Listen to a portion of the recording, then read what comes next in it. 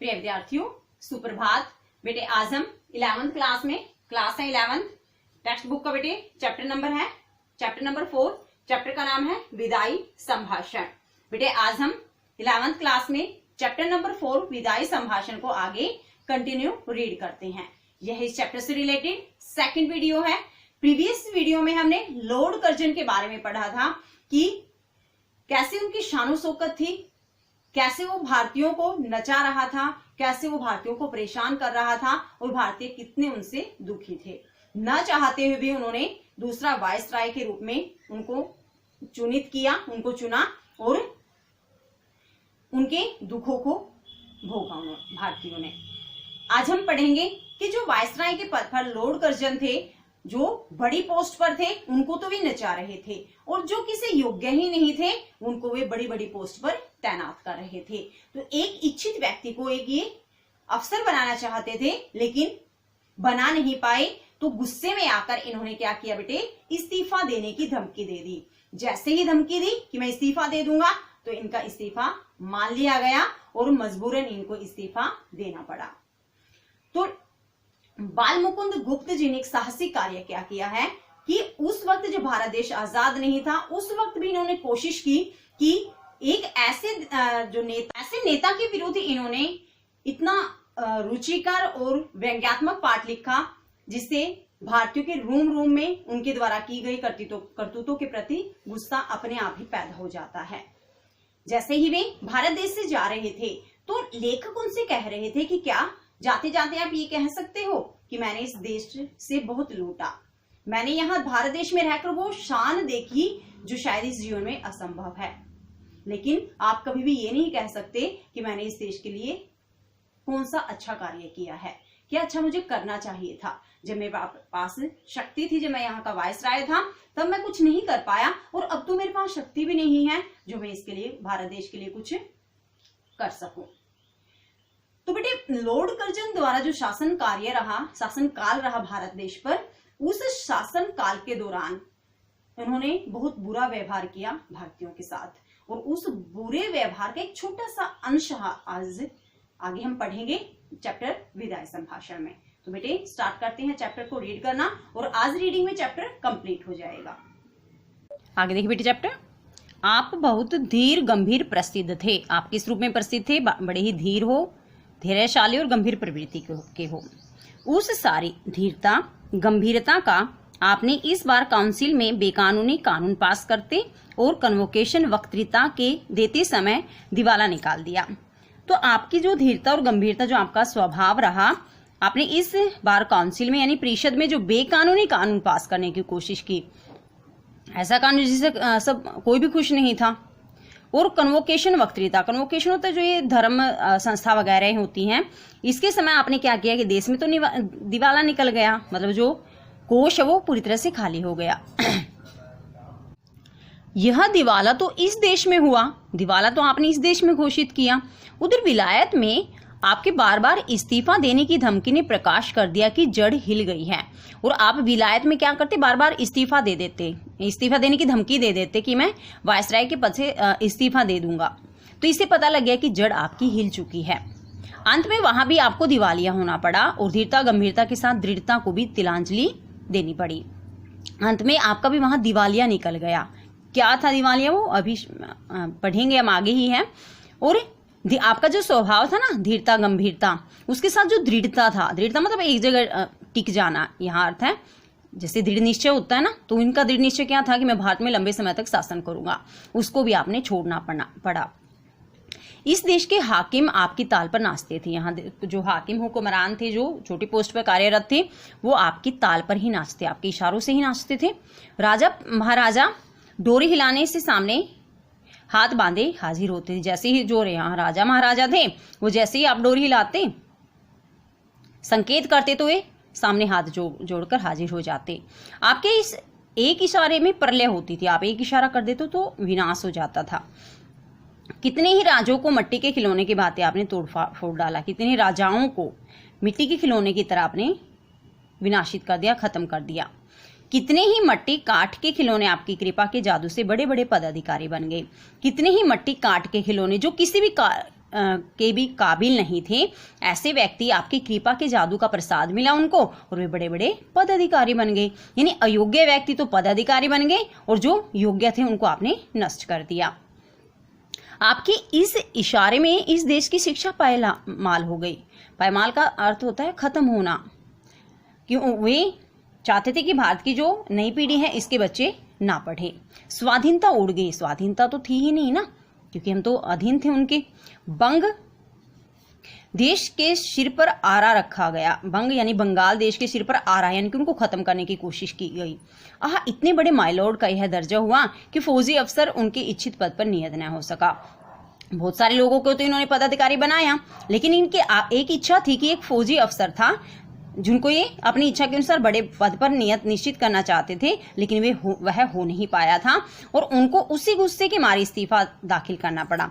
और ये जैसे इनकी बात नहीं मानी गई तो इन्होंने गुस्से में क्या दिया, रिजाइन दे दिया और वह मंजूर भी हो गया और उसको मंजूर भी कर लिया गया। उनका रखाया एक आदमी नौकर न रखा, उल्टा उन्हीं को निकल जाने का हुक्म मिला। उनका रखाया हुआ यानी कि एक व्यक्ति को ये बड़ी पोस्ट पर रखवाना चाहते थे, उस आदमी को नौकरी नहीं मिल पाई उनके कहे अनुसार, बल्कि इनको भी वहां से निकल जाने का आदेश मिल गया। जिस प्रकार आपका बहुत ऊंचे चढ़कर गिरना यहाँ के निवासियों को दुखित कर रहा है। भारतवासी दुखी थे कि आप इतनी बड़ी पोस्ट पर तैनात होकर भी मुंह के बल गिरे हो, तो इससे भारतवासियों को दुख हो रहा है। गिरकर पड़ा रहना उससे भी अधिक दुखी करता है। आप गिरकर पड़े ही रहे यानी फिर न उठ पाए, यानी कि आप सम्मानित पद को प्राप्त नहीं कर पाए, तो यह हमें और भी ज्यादा दुखी कर रहा है। आपका पद छूट गया तथा आपका पीछा नहीं छूटा है। आपका पद तो आपसे छूट ही गया, वायसराय के पद से तो आपको इस्तीफा देना पड़ा, लेकिन भारतवासियों से आपका पीछा नहीं छूटा। जो आपकी मतलब हमारे सामने फेस वैल्यू बनी वह खत्म नहीं हुई।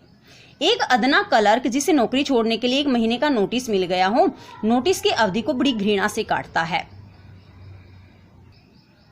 एक छोटी सी पोस्ट पर अगर कोई क्लर्क है और उसे अगर नौकरी को छोड़ने के लिए 1 महीने का नोटिस मिल जाता है ना कि आप 1 महीने नौकरी पर नहीं आओगे, तो वे जो नोटिस की अवधि है ना 1 महीने की, बड़ी गुस्से से बड़ी घृणा से काटता है। आपको इस समय अपने पद पर रहना कहाँ तक पसंद है?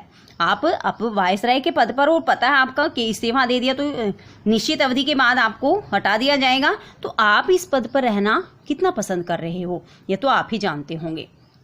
अपनी दशा पर आपको कैसी घृणा आती है कि मेरी दशा कैसी हो गई मेरी करतूतों के कारण, इस बात के जान लेने का इन देश निवासियों पर अवसर नहीं मिला। इस बात को जानने का हम भारतवासियों को मौका नहीं मिल पाया। पर पतन के पीछे इतनी उलझन में पड़ते उन्होंने किसी को नहीं देखा कि पतन, क्योंकि इन्हीं की कमी के कारण इनको अपने पोस्ट को छोड़ना पड़ा था, तो इतनी उलझन में रहते इन्होंने शायद किसी को नहीं देखा था जो इतनी बड़ी पोस्ट पर कार्यरत हो और इतनी मतलब बुरे तरीके से उनको पद से निकाल दिया गया हो। माय लॉर्ड, एक बार अपने कामों की ओर ध्यान दीजिए। जो आपने भारत में शासन किया उस वक्त आपने यहाँ क्या क्या कार्य किए उनकी तरफ ध्यान दीजिए। आप किस काम को आए थे और क्या कर चले? आप क्या तो सोचकर यहाँ आए थे और क्या करके आप यहाँ से जा रहे हो? शासक प्रजा के प्रति कुछ तो कर्तव्य होता है। जो राजा है उसका प्रजा के प्रति कुछ तो कर्तव्य होता ही है। यह बात आप निश्चित मानते होंगे, इस बात को तो आप निश्चित रूप से मानते ही होंगे। सो कृपा करके बतलाइए क्या कर्तव्य आप इस देश की प्रजा के साथ पालन कर चले। तो आप हमें बताइए कि आपने अपने कर्तव्य का किस तरह से यहाँ पालन किया। क्या आंख बंद करके मनमाने हुक्म चलाना, क्या आपने बिना देखे बिना सोचे मनमाने हुक्म जो चलाए थे यहाँ पर और किसी की कुछ न सुनने का नाम ही शासन है? और भारत में कभी भी किसी भी निवासी की आपने कोई भी बात नहीं सुनी, क्या वही यहाँ शासन है? कि प्रजा की बात पर कभी कान न देना और उसको दबाकर उसकी मर्जी के विरुद्ध जिद से सब काम किए जाना ही शासन कहलाता है। क्वेश्चन है बेटे, याद रखना शासन क्या है इनके अनुसार। क्या प्रजा की बात पर कभी कान न देना, यानी प्रजा क्या कहना चाहती है उसको कभी न सुनना और उसको दबाकर, बल्कि जो वह कहना चाह रही है उसकी जबान को दबाकर अपनी मर्जी से, यानी कि उनकी मर्जी के विरुद्ध जो वो चाहते हैं ना उनके विरुद्ध जाकर जिद से सब काम करते चले जाना ही शासन कहलाता है। एक काम तो ऐसा बतलाइए जिसमें आपने जिद छोड़कर प्रजा की बात पर ध्यान दिया हो। कोई एक काम बता दीजिए जिसमें आपने प्रजा की जिद को छोड़ा हो, प्रजा की मानी हो और अपनी जिद को छोड़ दिया हो। कैसर और जार ये दोनों तानाशाही शासन रहे, जो प्रसिद्ध तानाशाह थे।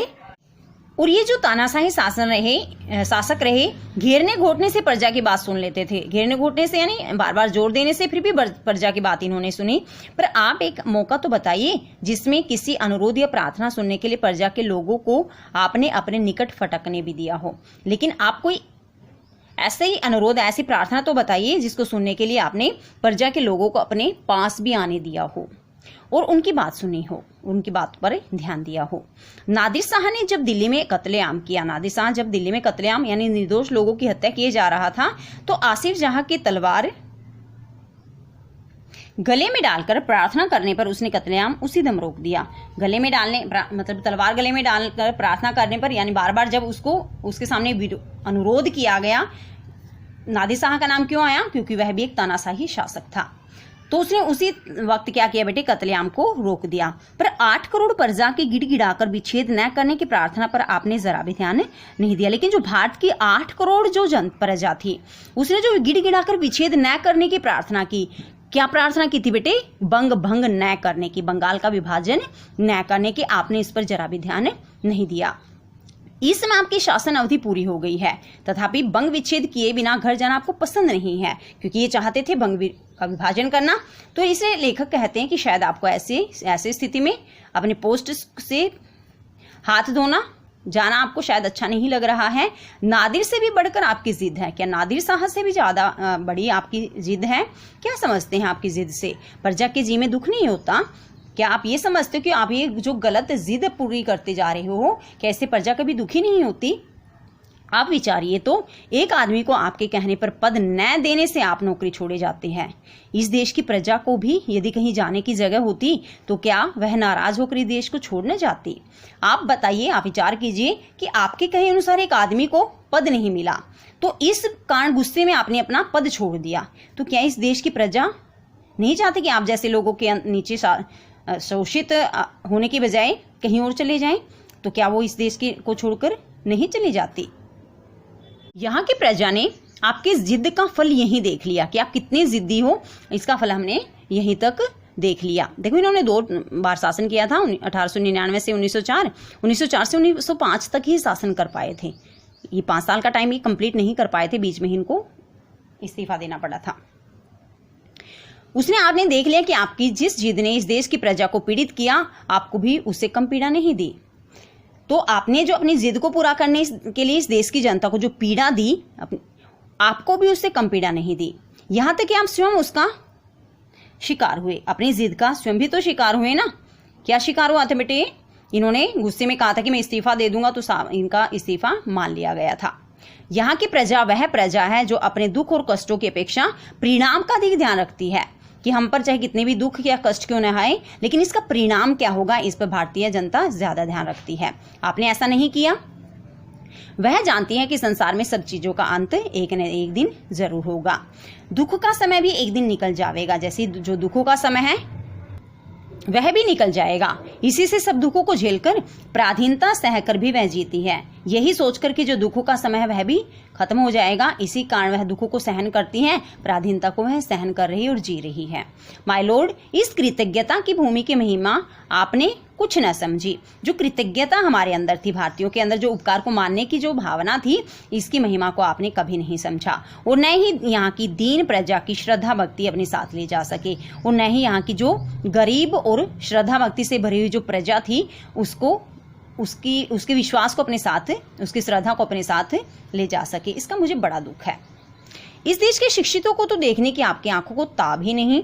यह जो पढ़े लिखे लोग थे उनको देखने की आपकी आंखों को तो जैसे आदत ही नहीं। अनपढ़ गूंगी प्रजा का नाम कभी कभी आपके मुख से निकल जाया करता है। जो अनपढ़ और गूंगी प्रजा थी ना, जो अनपढ़ और गूंगे लोग थे, जो आपकी नहीं मानते थे, नहीं जो आपकी मानते थे, आपकी सुनते थे, ऐसे लोगों का तो नाम कभी कभी आपके मुख से निकल जाता है। उसी अनपढ़ प्रजा में नर सुल्तान नाम के एक राजकुमार का गीत गाया जाता है। उसी अनपढ़ प्रजा में एक व्यक्ति है नर सुल्तान, उस राजकुमार का भी गीत गाया जाता है। एक बार अपनी विपद के कई साल सुल्तान ने नरवरगढ़ नाम के एक स्थान में काटे थे। एक बार क्या हुआ, वो भी राजकुमार थे, विपत्ति आई तो इनको कई साल इस राजकुमार को, सुल्तान को नरवरगढ़ नाम के एक स्थान पर कुछ समय को काटना पड़ा। वहां चौकीदारी से लेकर उसने कुछ ऊंचे पद तक काम करना पड़ा था। छोटे पद से लेकर, चौकीदारी के काम से लेकर बड़े पद तक इनको काम करना पड़ा। जिस दिन घोड़े पर सवार होकर वह उस नगर से विदा हुआ, और जैसे ही इनका जो विपत्ति का टाइम था खत्म हो गया, और जैसे ही घोड़े पर सवार होकर उस नगर से विदा लेकर चले, नगर द्वार से बाहर आकर उस नगर को जिस रीति से इसने अभिवादन किया था, नगर द्वार से, उस नगर के दरवाजे से, मेन जो गेट होता है उससे बाहर आकर उस नगर को, नरवरगढ़ नाम के उस स्थान को जिस रीति से, जैसे व्यवहार से इन्होंने अभिवादन किया था, नमस्कार किया था, वह सुनिए कैसा था वो नमस्कार। उसने आंखों में आंसू भरकर कहा, प्यारे नरवरगढ़, मेरा प्रणाम ले, कि मेरा नमस्कार स्वीकार कर। आज मैं तुझसे जुदा होता हूँ, आज मैं तुझसे अलग हो रहा हूँ। तू मेरा अन्नदाता है, क्योंकि विपत्ति के समय काटे थे ना उसने वहां, कि तू मेरा अन्नदाता है। अपनी विपद के दिन मैंने तुझ में काटे हैं, जो विपत्ति आए मेरे ऊपर, मैंने वो विपत्ति के दिन तेरे यहाँ रहकर काटे हैं। तेरे ऋण का बदला मैं गरीब सिपाही नहीं दे सकता। तेरा जो मेरे ऊपर ऋण है, कर्ज है, शायद मैं वह गरीब सिपाही उसका बदला नहीं चुका सकता। भाई नरवरगढ़, यदि मैंने जानबूझकर एक दिन भी अपनी सेवा में चूक की हो, यदि मैंने जानबूझकर अपनी सेवा में कोई गलती कर दी हो आपके यहाँ रहकर, यहाँ की प्रजा की शुभ चिंता न की हो, और यहाँ की प्रजा की शुभ की, अच्छाई की चिंता न की हो, यहाँ की स्त्रियों को माता और बहन की दृष्टि से न देखा हो, तो मेरा प्रणाम न ले। यहाँ की औरतों को यदि मैंने माता और बहन की दृष्टि से न देखा हो, तो मेरा प्रणाम स्वीकार मत कर, नहीं तो प्रसन्न होकर एक बार मेरा प्रणाम स्वीकार कर और मुझे जाने की आज्ञा दे। माय लॉर्ड, जिस प्रजा में ऐसे राजकुमार का गीत गाया जाता है, उसके देश में क्या आप भी चलते इसमें कुछ संभाषण करेंगे? कि जैसे नर सुल्तान का गीत गाया जाता है, तो आप भी तो यहाँ से जा रहे हो ना, भारत देश से, तो क्या आप जाते हुए कुछ नहीं कहोगे क्या हमसे? क्या आप कह सकेंगे कि अभागे भारत, मैंने तुझसे सब प्रकार का लाभ उठाया और तेरी धन बदौलत वह शान देखी जो इस जीवन में असंभव है। कि अरे अभाग्यशाली भारत, मैंने तुझसे सब प्रकार का लाभ उठाया और तेरे कारण ही मैंने वह शान देखी। शान पढ़ी ना हमने, लास्ट वीडियो में पढ़ी थी बेटे, सोने की कुर्सी थी, हाथी कैसा था, चंवर डुलाए जाते थे, वो इस जीवन में शायद वह असंभव है। तूने मेरा कुछ नहीं बिगाड़ा, पर मैंने तेरे बिगाड़ने में कुछ कमी नहीं की। भारत देश ने तो मेरा कुछ नहीं बिगाड़ा, लेकिन मैंने भारत देश को बिगाड़ने में कोई कसर नहीं रखी। संसार के सबसे पुराने देश भारत, जब तक मेरे हाथ में शक्ति थी, तेरी भलाई की इच्छा मेरे जी में नहीं थी। जब तक मैं वायसराय था, तब तक मैंने तेरी भलाई के बारे में कभी नहीं सोचा। अब कुछ शक्ति नहीं है जो तेरे लिए कुछ कर सकूं। अब तो वायसराय का पद भी चला गया मेरे हाथ से, अब तो मैं तेरे लिए कुछ कर ही नहीं सकता। पर आशीर्वाद करता हूँ, दुआ करता हूँ कि तू फिर उठे और अपने प्राचीन गौरव और यश को फिर से लाभ करे। लेकिन मैं दुआ करता हूँ कि मेरे बाद जो वायसराय आए वह तेरी भलाई के लिए कुछ करे और तेरा यश दोबारा से फैल जाए, मेरे बाद आने वाले तेरे गौरव को समझे। आप कर सकते हैं और यह देश आपकी पिछली सब बातें भूल सकता है। अगर आप ही जाते हो ये सब बातें भारत देश के लिए कहे ना, तो आपने जो बुरे कार्य करतूते जो हमारे साथ भारतीयों के साथ की शायद है, वो सारी बातें हम भूल सकते हैं। पर इतनी उदारता माय लॉर्ड में कहा, लेकिन माय लॉर्ड में इतनी हिम्मत, इतनी उदारता तो है ही नहीं कि वह अपने किए द्वारा कार्यों, अपने द्वारा की गई करतूतों का जाते हुए वर्णन कर सके। तो ये था बेटे हमारा विदाई संभाषण चैप्टर, जो आज रीडिंग में कंप्लीट हो गया है।